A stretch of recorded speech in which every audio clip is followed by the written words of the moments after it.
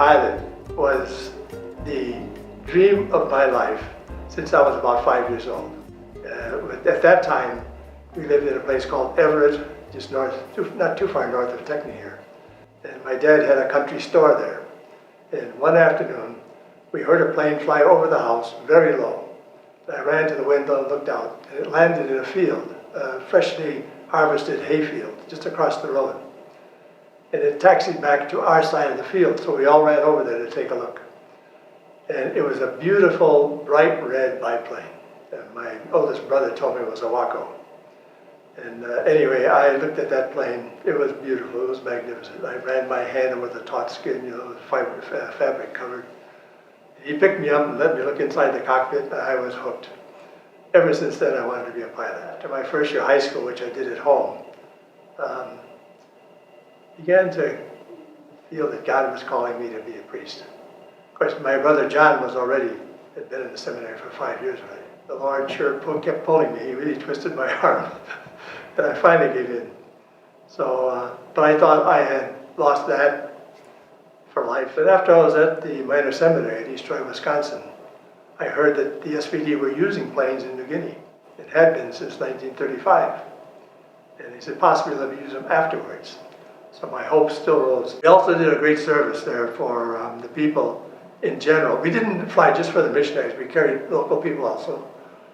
And we did a lot of medical emergency flights. In fact, my personal record was 3 in one day. But I would say on an average, we did 3 a week as an air service. So as a young woman, I would say she was a late teenager, probably 19, 20, somewhere in there. She said she was close to giving birth to a child, but there were complications. And she said she should go into WEWAC. So I said, okay. So we put her on the plane. The older woman came along to look after her while she was in the hospital. And anyway, that's an 8-minute flight from Turabo to WEWAC.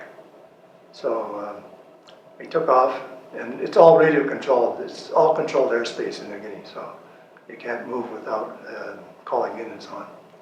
So I called in my departure from Turabo, heading for Wirrawee, and expecting to be there in 8 minutes. Shortly after that, the woman was sitting behind me.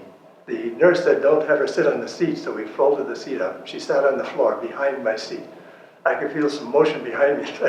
I picked up the microphone, I called the tower at WEWAC. I said, look, I'm landing at WEWAC, not Wirrawee, which is closer. And it's also closer to the hospital. So anyway, I landed at WEWAC and pulled into the parking bay. And I had no idea what had happened because I couldn't see what was going on. I couldn't roll my seat back to get out because the woman was sitting behind me. So I had a bit of difficulty getting out. I tried to see what was going on, so I got to the rear and went back along the side of the plane where the cargo door is for the luggage. I opened it up. There's a newborn baby laying on the floor. Our planes had a lot of holes in them, small holes in the floor.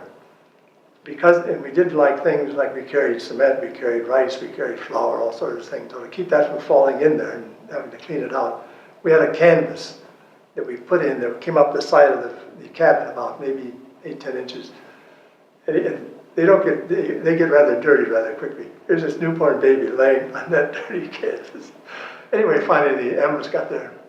And the nurse from the hospital, a local young woman, she was very efficient, she cut the cord and everything else and checked the woman out and finally wrapped the baby in a beautiful, immaculately white blanket. And off they went. When I went back to Turabo to pick up Wendy and her crew, she came up and she had a very shy smile on her face, and she said, did you have any trouble on the way?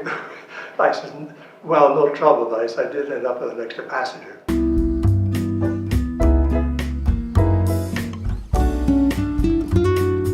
During martial law in the Philippines, I was in Mindoro when martial law was declared.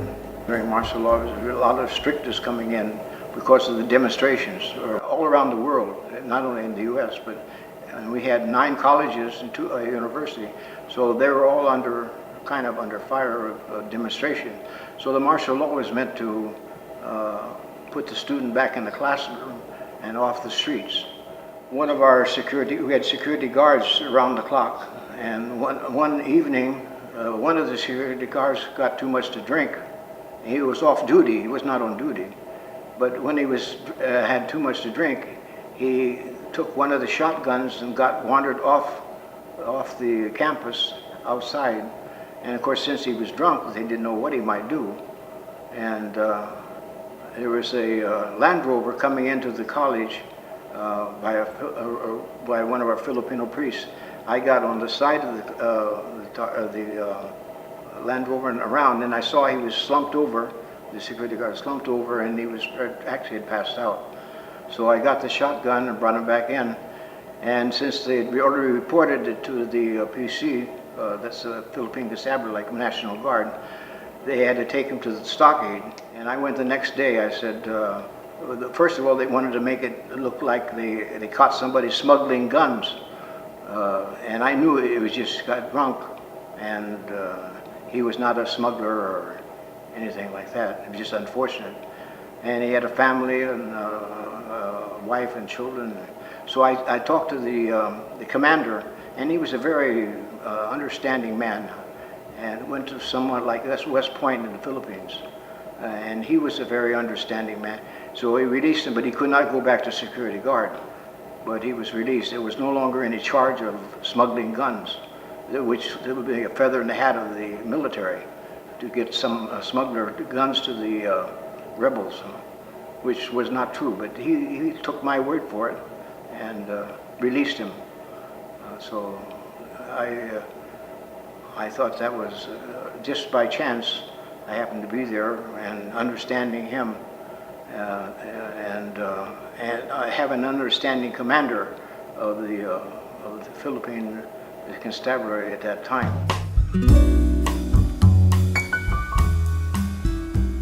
One of the first things that had happened to me was that I was given an appointment to be in charge of a mission station. And during that time, the bishop suggested again and again he was looking for someone to start a technical school. I moved to a town about 60 or 70 miles from the coast. And I moved there because the Catholic Church had an elementary school there. It had a church, not a very good building, but they had a church. So they had a community. And the people there, including the chief with his elders, found it agreeable to lease otherwise unused land. And so with the help of a surveyor, I surveyed a plot of land of about 50 acres. The surveyor drew up an official plan. I signed it, the chief signed it with thumbprints at that time. And for 100 years that land was mine. There was nothing there except bush, wild bush. I had to hire people from town to come with their machete, with their cutlass, to cut down the bush. The cocoa trees, I cut down many cocoa trees that had been abandoned, and many other trees. Then I found out that the palm tree did not belong to the lease. All palm trees belong to the chief and to the people. And that was because they got palm wine from the palm trees, and they got oil from the nuts of the palm tree. But we got along. And there again, after 4 years, I had a 4-year course in building carpentry. I did the teaching myself. And then each year, I would add something, like electric installation lights, wiring in the house. I did technical drawing. Then I hired local boys with an elementary education to teach English and arithmetic. So year after year, we developed one class more, one area more, so that in the end, we had 4 specialties. Auto mechanics became a mainstay, and we were doing competition with other private technical schools.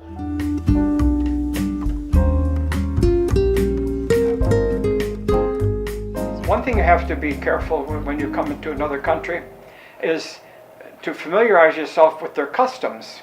If we don't know them, you offend, or you're considered, you don't think much of us, you don't want to bother learning about our culture and so on. So that's very important, that you don't offend by doing things that are repugnant to them, or they might be mistaken as arrogance or something, or indifference. So it takes some, you have to be fine-tuned, have your ears and eyes open. What is the norm? What do the people expect of you, and so on. And then you'll be accepted. Otherwise, you're always the outsider. In fact, the Japanese word for an outsider is gaijin. It means literally a weird one, the weird ones. And we had experience when we first went over. We didn't know the language quite yet. We went out together in the group. We were going to the zoo in Nagoya, and we passed a woman with a little child, and she went down to the child and she said, "Asoku desu gaijin no ne," means behold the gaijin. And we didn't know what we thought they were saying. Oh, behold Americans, or look at these men, or something like that. And when we got home, we repeated. Oh, we had a nice experience. We went to the zoo today, and some lady came with her little child, went past and pointed us out to him, and he said, "Well, what did she say?" And we told them. Oh, they laughed. They said, she was saying, "Behold the weird ones." So it's kind of humbling, But we were weird until we found out, And you make mistakes with the language. I say there's a lot of words sound similar, and like I went to a restaurant once and I thought I was asking for shrimp, which is ebi, and the word for snakes is hebi, very close sound, and I said hebi, an order of snakes, and they got all, oh no, we don't say, and I said, oh, what's, oh, ebi, shrimps, So you make a lot of mistakes with things. It's all part of the game. You have to be humble. A little child can come there and rattle off. It has a big vocabulary, and we are like a child. No, each word, and you have to consult the dictionary. It affects your personality, and you have to be humble enough to accept that until you get a little facile with the language, So anyhow, that's little advice.